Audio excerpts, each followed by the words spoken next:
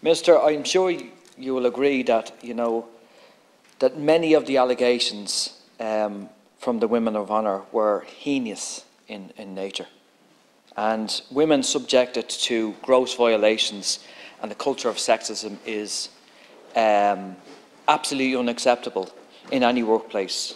And I think this can't be seen in isolation. This has to be seen in society, and how sexism and misogyny kind of is circulated in society.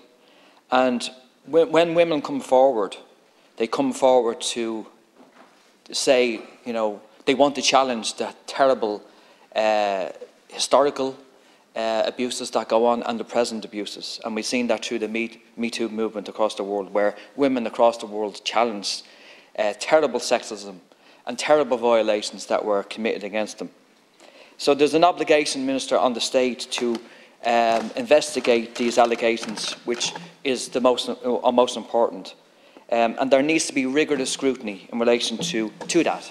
And I think that can only be done through a public inquiry. And that's what the women want, and they're the most important voice in all this debate. The independent review, as far as my understanding, can't compel witnesses to testify. So maybe you can correct me if I'm wrong on that. Which means then it brings on a different definition. The Women of Honour, there was no consultation with the Women of Honour in relation to the terms of reference, and that was largely ignored, which is very, very unfortunate.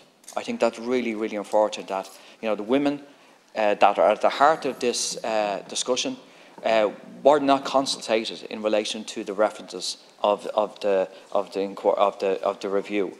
And the women said that this review or the public inquiry doesn't have to take years, but it has to have teeth, and it has to compel people to come along, testify, and give testimony, on the reasons they engage with this behaviour. And I think, Minister, in relation to the report itself, when the report is finalised, I think it's a 6 to 9 months kind of reference, that won't give any specific. It won't give any specific cases and in relation to the instances that happened, and that's very, very unfortunate. Again, so Minister, again, I think this is disappointing, to say the least.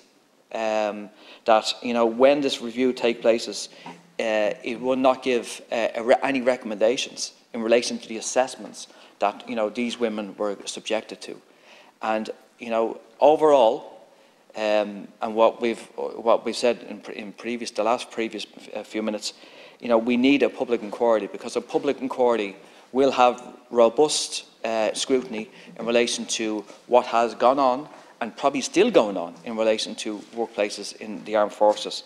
And I think a review is just not good enough at this moment in time. Thank you.